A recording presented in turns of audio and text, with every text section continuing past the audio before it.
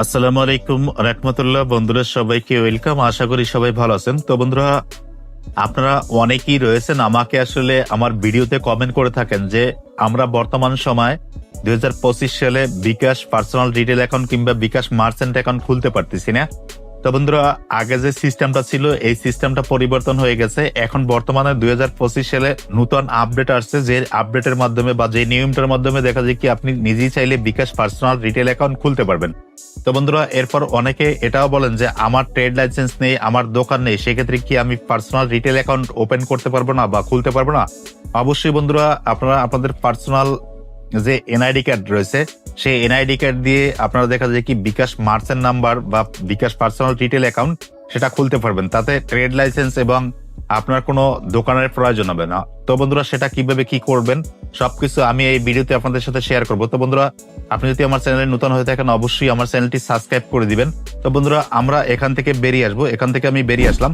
আসার পরে আপনারা যেটা করবেন, আপনারা আপনাদের যে মোবাইলের যে গুগল ক্রোম ব্রাউজার রয়েছে সেই ব্রাউজারে ক্লিক করবেন। ব্রাউজারে ক্লিক করার পরে এখান থেকে যেটা করতে হবে, এখানে লিখতে হবে বিকাশ। আপনারা বিকাশ.com লিখবেন। বিকাশ.com লিখে তারপর সার্চ করে দিবেন।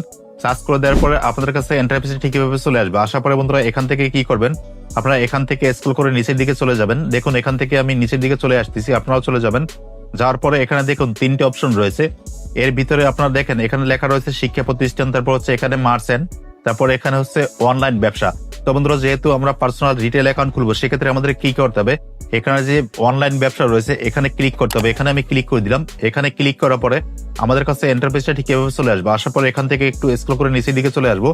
আসার পরে এখান থেকে কি করতে হবে, দেখুন এখানে লেখা রয়েছে বিকাশ বিজনেস ড্যাশবোর্ড। তারপর এখানে কি লেখা রয়েছে পার্সোনাল রিটেল অ্যাকাউন্ট। আমরা কি করব, যেহেতু আমরা পার্সোনাল রিটেল অ্যাকাউন্ট ওপেন করব সেক্ষেত্রে আমরা পার্সোনাল রিটেল অ্যাকাউন্ট এখানে ক্লিক করে দিব। এখানে ক্লিক করে দিলাম।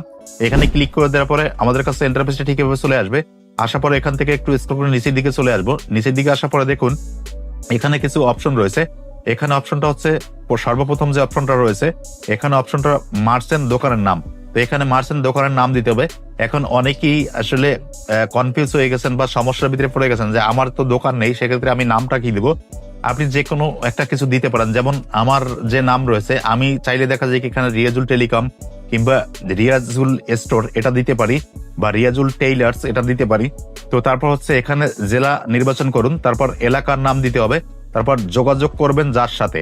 তো এখানেও আপনারা একটা ভুল করে থাকেন। সে ভুলটা হচ্ছে আপনি এখানে যে কোনো একটা কিছু নাম দিয়ে দেন, সেটা দিলে হবে না। আপনি যে এনআইডি কার্ড দিয়ে আপনি বিকাশ মার্চেন্ট রিটেল অ্যাকাউন্ট ওপেন করতে চাচ্ছেন সেই এনআইডি কার্ডের যে নামটা রয়েছে সেই নামটা আপনাকে এখানে দিতে হবে।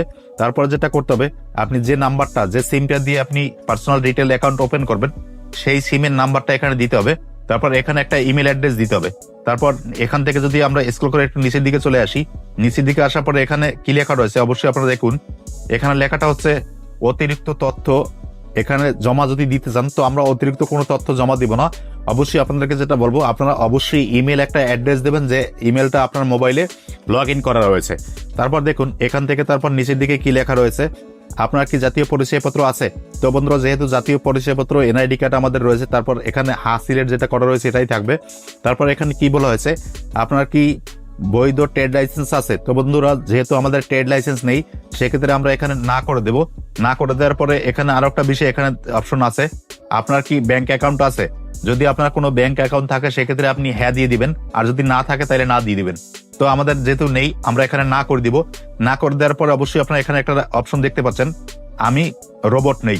তো আমি রোবট নেই এখানে যে বক্সটা রয়েছে এই বক্সে আপনারা একটা টিক মার্ক দিবেন। টিক মার্ক দেওয়ার পরে আপনাদের কাছে একটা ক্যাপচা চলে আসবে। ক্যাপচাটা আসার পরে আপনারা যেটা করবেন, ক্যাপচাটা আপনারা ফিল আপ করে দিবেন। ক্যাপচাটা হচ্ছে অনেক সময় দেখা যায় কি মোটরসাইকেল, তারপর হচ্ছে কার, তারপর হচ্ছে ব্রিজ, এরকম কিছু ছবি আসতে পারে। যে ছবিগুলো আসবে সেগুলো আপনারা সিলেক্ট করে দেবেন। সিলেক্ট করে দেওয়ার পরে এখানে লেখা রয়েছে জমা দিন। তো বন্ধুরা, এই ইনফরমেশনগুলো সবকিছু আপনারা যদি হয়ে যায়, সবকিছু একবার দেখা যায় কি আপনি উপর থেকে মিলিয়ে দেখবেন যে আপনি ইনফরমেশন যেগুলো দিয়েছেন সেগুলো আপনার ভোটার আইডি কার্ড অনুযায়ী সবকিছু ঠিকঠাক রয়েছে কিনা। যদি ঠিকঠাক থাকে তখন এখানে জমা দিনে ক্লিক করবেন। জমা দিনে ক্লিক করার পরে আপনার কাছে একটা নোটিফিকেশন এখানে শো করবে যে আপনি বিকাশ মার্চেন্ট অ্যাকাউন্ট করার জন্য বা পার্সোনাল রিটেল অ্যাকাউন্ট করার জন্য তথ্য সাবমিট করার জন্য আপনাকে ধন্যবাদ। বিকাশ থেকে আপনার সাথে যোগাযোগ করা হবে। তো বন্ধুরা অবশ্যই আপনাদেরকে বলবো আপনারা বিশেষ করে হচ্ছে ইমেল অ্যাড্রেসটা দিবেন। আপনার সকল তথ্য এখানে মনে করেন যদি সাবমিট করেন, তারপর দেখা যায় কি আপনার সাথে যে কোনো সময় আপনার মোবাইল নাম্বার কিংবা দেখা যায় কি আপনার যে ইমেল অ্যাড্রেস দিয়েছেন সেই ইমেল অ্যাড্রেসে আপনার সাথে বিকাশ থেকে অবশ্যই যোগাযোগ করা হবে। যোগাযোগ করার পরে তারা আপনাকে পরের প্রসেসটা অবশ্যই জানিয়ে দিবে যে কিভাবে আপনার এটা পিন সেট করতে হবে বা কিভাবে আপনি এটা আপনার অ্যাকাউন্টটা ইউজ করবেন। তো বন্ধুরা অবশ্যই আপনারা বিশেষ করে জিমেল অ্যাড্রেসটা এখানে দিয়েই দিবেন। তো বন্ধুরা আশা করি অবশ্যই আপনারা বুঝতে পেরেছেন যে কিভাবে করতে হবে। আর অনেকেই বলে থাকেন যে আসলে আপনার ট্রেড লাইসেন্স ছাড়া বর্তমানে অ্যাকাউন্ট ওপেন করা যায় না।